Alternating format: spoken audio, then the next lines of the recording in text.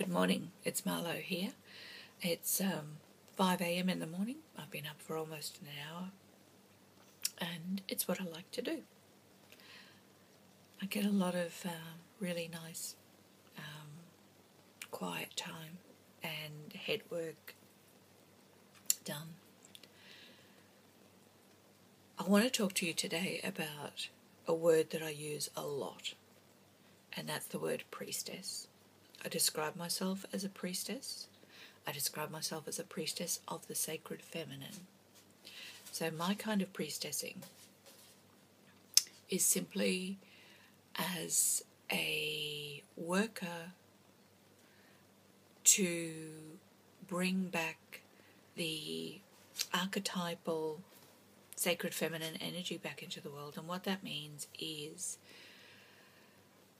bringing more care, more compassion, more conscience, more heart, more love back into the world. More love back for the world, for our culture, for our relationships with our children and our partners and each other. We're at the dawn of the Age of Aquarius, and the pendulum, the energetic pendulum, is shifting.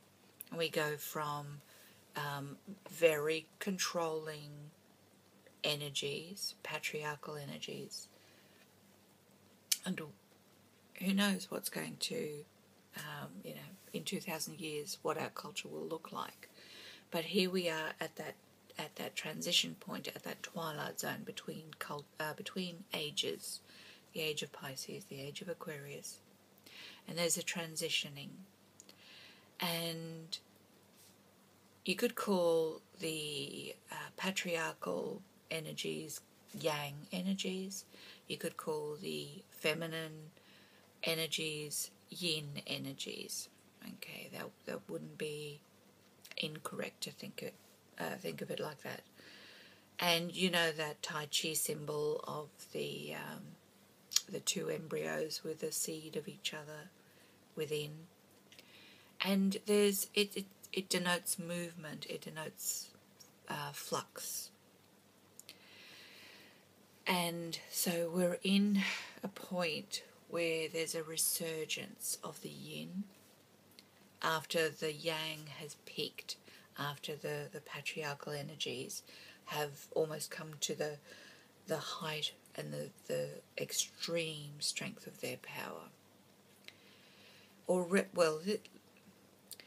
want to say this isn't a clear threshold. Work has already begun as far back as 150 years ago. You can tell it's accelerating though. It was very small with the suffragette movement and shifting, even things like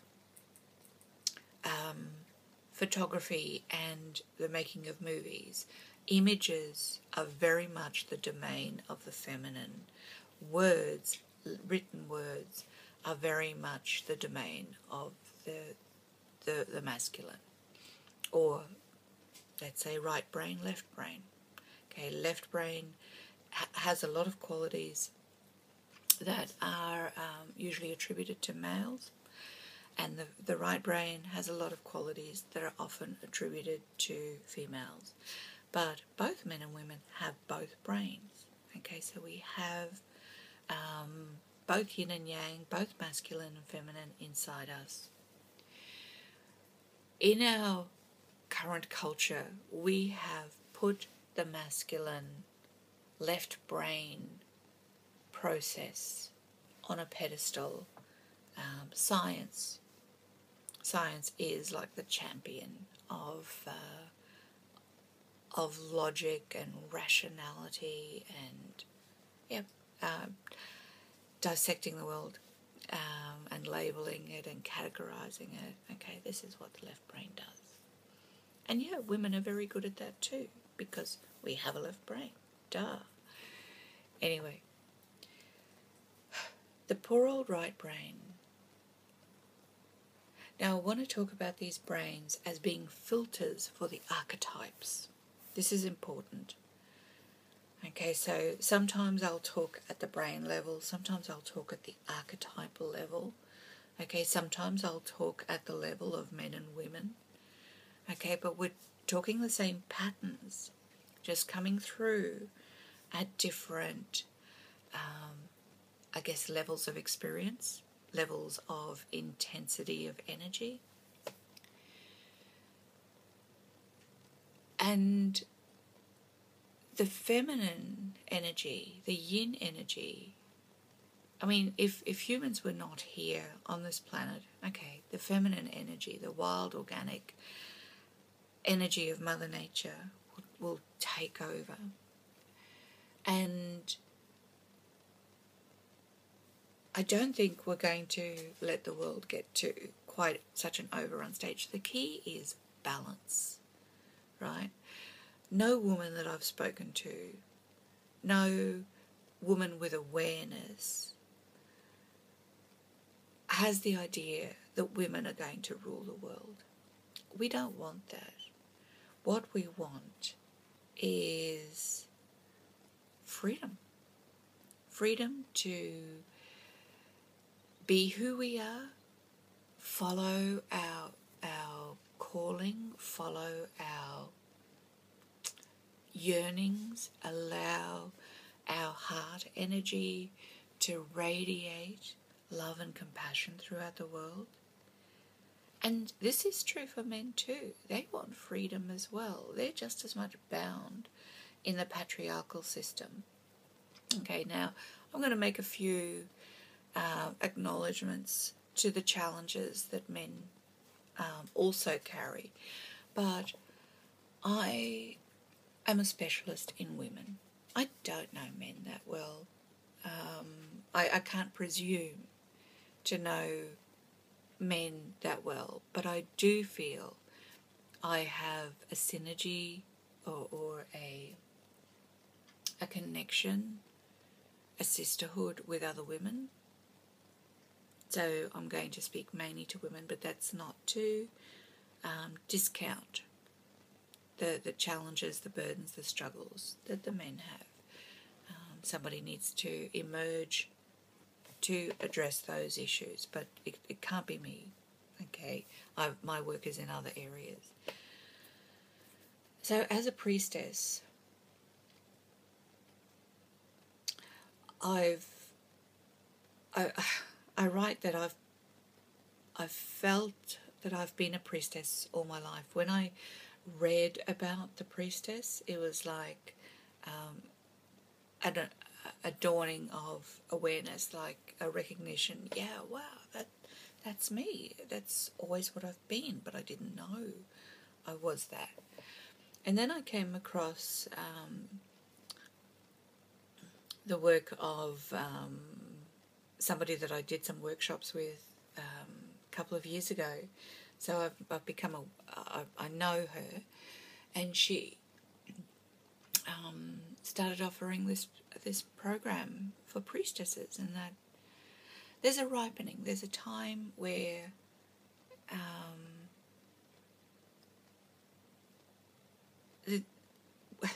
start again. I believe in organic timing.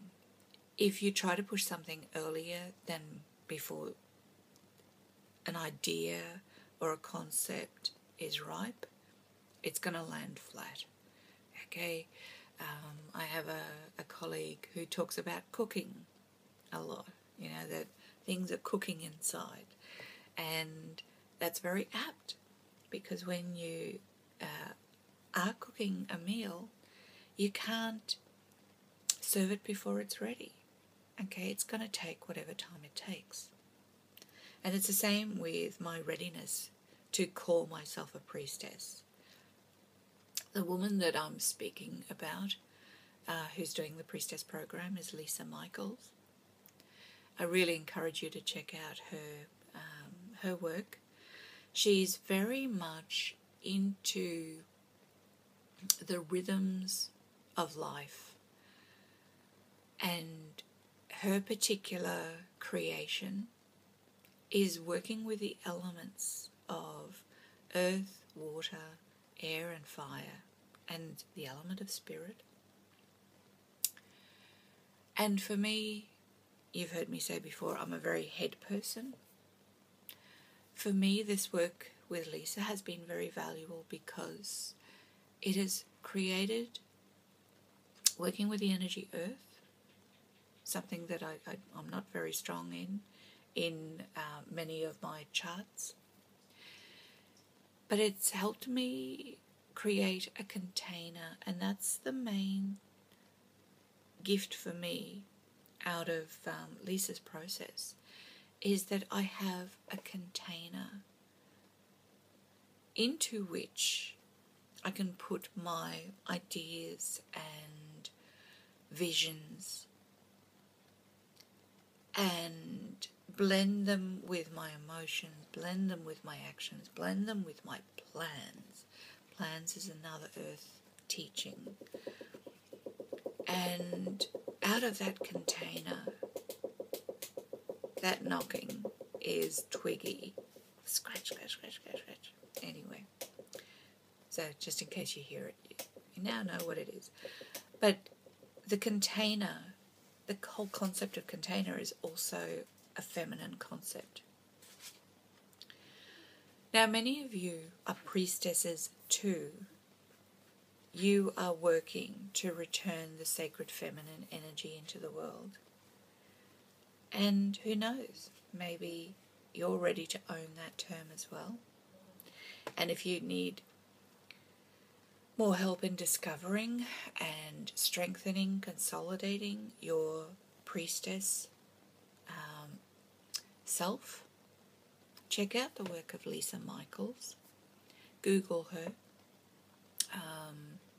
If you Google Priestess Lisa Michaels, you would find this particular woman that I'm talking about. So, priestess is not the same as being a woman priest. I'm not here to serve the Christian God or the Jewish God or the Muslim God.